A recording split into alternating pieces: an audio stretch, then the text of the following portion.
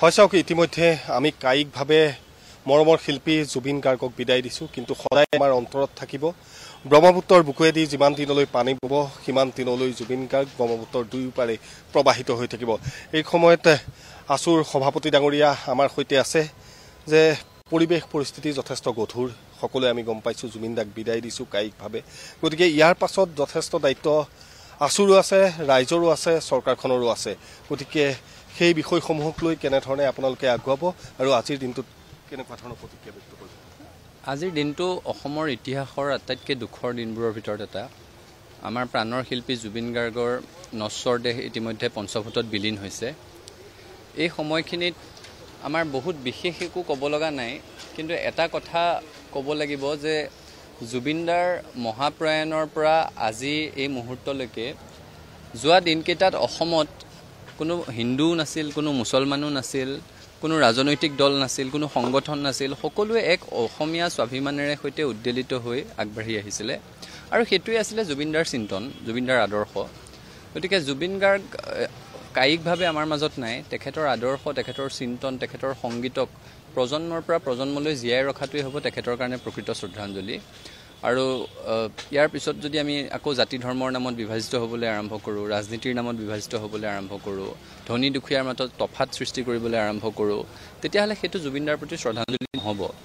জুবিনদাৰ যিটো আদৰ্শৰ যিখন সমাজ জুবিনদাই কল্পনা কৰিছিল, এখন সমতাৰ সমাজ, ধনী দুখীয়াৰ মাজত পাৰ্থক্য নাথাকিব, ধনীয়ে দুখীয়াক শোষণ নকৰিব, জাতি ধৰ্ম বৰ্ণৰ নামত বিভেদ নাথাকিব, সংঘৰ্ষ নাথাকিব, শোষণ নাথাকিব, সেই সমাজখন অসমত সৃষ্টি কৰিব পৰাটোৱে হ'ব জুবিন গাৰ্গৰ প্ৰতি অসমীয়া মানুহৰ প্ৰকৃত শ্ৰদ্ধাঞ্জলি।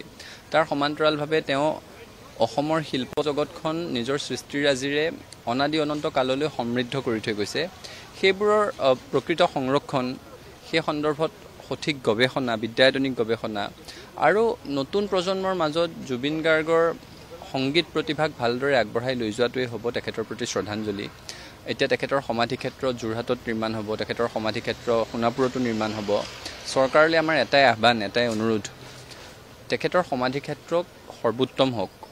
জুবিন গাৰ্গ খুব বহল মনৰ মানুহ আছিল, ঠেক ঠোক কথা তেওঁ ভালেই নাপাইছিল আৰু তেখেত কেৱল প্ৰতিভাৰ ধনী এনেকুৱা নহয়, মনৰো ধনী আছিল। গতিকে এই ব্যক্তিগৰাকীৰ যি ব্যাপ্তি, যি পৰিসৰ, তেখেতৰ দুয়োটি সমাধিস্থলত বিশ্বৰ যিকোনো প্ৰান্তৰ পৰা এজন ব্যক্তি আহি যদি তাত উপস্থিত হয়, জুবিন গাৰ্গ নামৰ সত্তাটোৰ ব্যাপ্তি, তেওঁৰ পৰিসৰ, তেওঁৰ মাহাত্মক যাতে উপলব্ধি কৰিব পাৰে, সেই ধৰণে সমাধিক্ষেত্ৰ দুটা নিৰ্মাণ কৰিবলৈ চৰকাৰক দাবী জনাইছোঁ।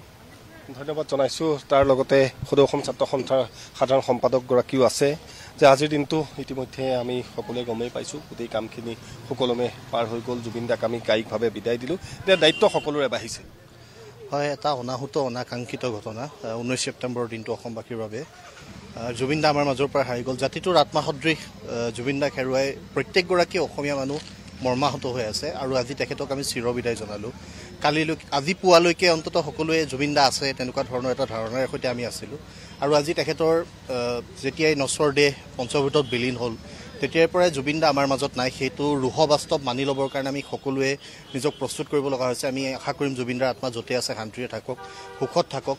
তেওঁ যিখন সমাজৰ সপোন দেখিছিল, সকলোকে লগত লৈ, সকলো জাতি ধৰ্ম বৰ্ণ ভাষা নিৰ্বিশেষে সকলো মানুহে আহি জুবিন দালৈ শ্ৰদ্ধাঞ্জলি অৰ্পণ কৰিলে। এইখিনি তেখেতৰ জীৱনৰ অৰ্জন আৰু জাতিটোৱে জুবিন দাক একোৱে দিবলৈ নাপালে। জুবিন দাই জাতিটোক বহুত কিবা কিবি দি থৈ গ'ল। যিখিনি সময়ত জুবিন দাক কিবা দিয়াৰ সময় আহিছিল, মানুহটো হঠাৎ আমাৰ মাজৰ পৰা হেৰাই গ'ল। খুবেই দুখৰ কথা আমাৰ বাবে। আমি আশা কৰিম যে আমি জুবিন দাৰ সৃষ্টিৰাজি, তেখেতৰ কথা বতৰা সকলোবিলাক চিন্তাক আমি প্ৰতিফলিত কৰিব পৰাকৈ তেখেতৰ সৃষ্টিৰাজিক লৈ আহিব লগা সময়ত আমি প্ৰজন্মৰ পৰা প্ৰজন্মলৈ নতুন পুৰুষৰ মাজত যাতে তেওঁ যিখিনি ৰচনা কৰি গ'ল, সৃষ্টিৰাজি এৰি গ'ল, সেইখিনিক আমি বোৱাই নিব পাৰোঁ, সেই পৰিকল্পনা আমাৰ লাগিব। তাৰ লগে লগে তেখেতৰ সমাধিক্ষেত্ৰ নিৰ্মাণৰ কথা ওলাইছে, সোণাপুৰ আৰু যোৰহাটত হ'ব। আমি আশা কৰিম জুবিন দা এগৰাকী খেয়ালী মনৰ মানুহ আছিল, প্ৰকৃতিপ্ৰেমী আছিল। তেখেতৰ প্ৰত্যেকটো কথাত তেখেতৰ এটা স্বাভিমানী সত্তা আছিল, সেই সত্তাটো প্ৰতিফলিত হ'ব পৰাকৈ আৰু তেখেতক জীয়াভাৱে অনুভৱ কৰিব পৰাকৈ বিশ্বমানৰ যুগ সাপেক্ষ অত্যাধুনিক সমাধিক্ষেত্ৰ নিৰ্মাণ হ'ব, যিখন সমাধিক্ষেত্ৰলৈ গ'লে জুবিন গাৰ্গক মানুহে উপলব্ধি কৰিব পাৰিব। সেই উপলব্ধিৰ সৈতে জুবিন গাৰ্গৰ সত্তাটোক মানুহে বুজিব পৰাকৈ, জুবিন গাৰ্গৰ সত্তাটোৰ সৈতে চিনাকি হ'ব পৰাকৈ এটা পৰিৱেশ আমি সকলোৱে মিলি ৰচনা কৰিব লাগিব। তাৰ লগে লগে ৰাজহুৱাভাৱে কিছুমান অভিযোগ উত্থাপন হৈছে, কেইগৰাকীমান মানুহৰ নাম ওলাইছে। তেখেতৰ মেনেজাৰ সিদ্ধাৰ্থ শৰ্মা, শ্যামকানু মহন্ত, তৰ্চেন মিত্তলৰ নাম ৰাজহুৱাভাৱে উত্থাপিত হৈছে। জুবিনদাৰ পুনৰবাৰ মৰণোত্তৰ পৰীক্ষা হৈছে। আমি আশা কৰিম যে অসমবাসী ৰাইজে বিচাৰিছে জুবিনদাৰ মৃত্যুত যদি কিবা ৰহস্য আছে, ৰহস্যৰ সত্যাসত্য সন্মুখলৈ আহিব লাগে। যদি কোনোবা দোষী আছে, দোষীয়ে কঠোৰৰ পৰা কঠোৰতম শাস্তি পাব লাগে। জুবিনদাৰ জাতিটোৰ সম্পদ আছিল, এই সম্পদটো আমি এনেকৈ হেৰুৱাম কোনেও ভবা নাছিলোঁ।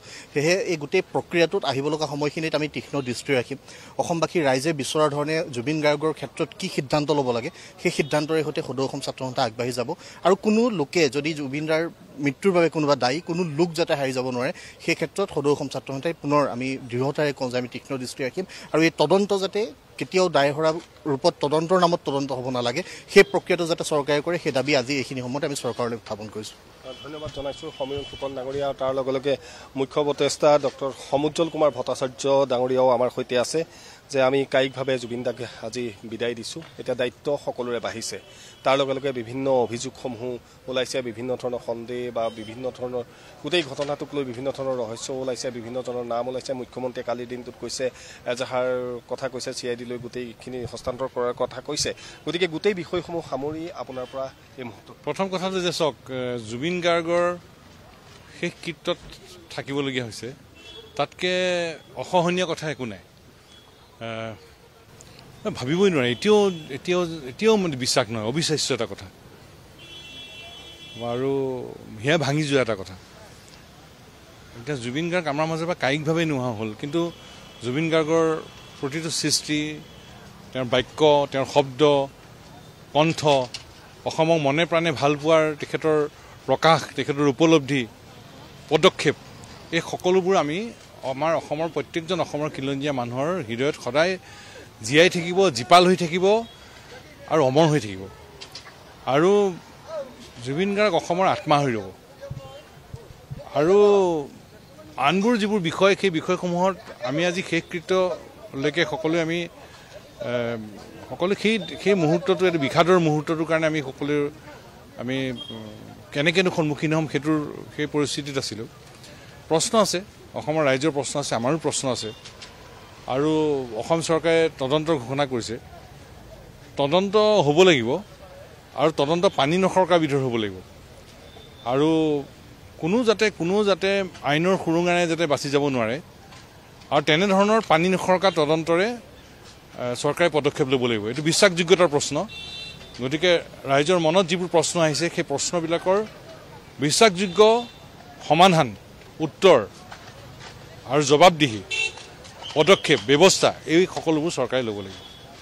তাৰ লগে লগে আমি যদি কওঁ যে এতিয়া দায়িত্বখিনি বাহিৰে সমাধি ক্ষেত্ৰ যোৰহাট সোণাপুৰ হ'ব, গতিকে চৰকাৰে এই বিষয়সমূহ কেনেধৰণে চাওক, এতিয়া অসম চৰকাৰে সিদ্ধান্ত লৈছে ইয়াত হ'ব এটা সমাধি, যোৰহাটত হ'ব সমাধি। আৰু এজন শিল্পীৰ নামত 2টা সমাধি অসমত প্ৰথম। আৰু আমি অসম চৰকাৰৰ প্ৰতি আমাৰ আহ্বান, অনুৰোধ যে 2টা সমাধি সৰ্বোত্তম হ'ব লাগে। 2 নম্বৰ কথা, বিশ্বমানৰ হ'ব লাগে। পৃথিৱীৰ যিকোনো এজন ব্যক্তিয়ে এই সমাধি 2টা ক্ষেত্ৰত থিয় হ'লেই জুবিন গাৰ্গৰ সৃষ্টিৰাজিক যাতে উপলব্ধি কৰিব পাৰে, তেনেধৰণৰ সৰ্বোত্তম সমাধি, 2টা সমাধি নিৰ্মাণ কৰিবৰ কাৰণে চৰকাৰে ব্যৱস্থা ল'ব লাগিব।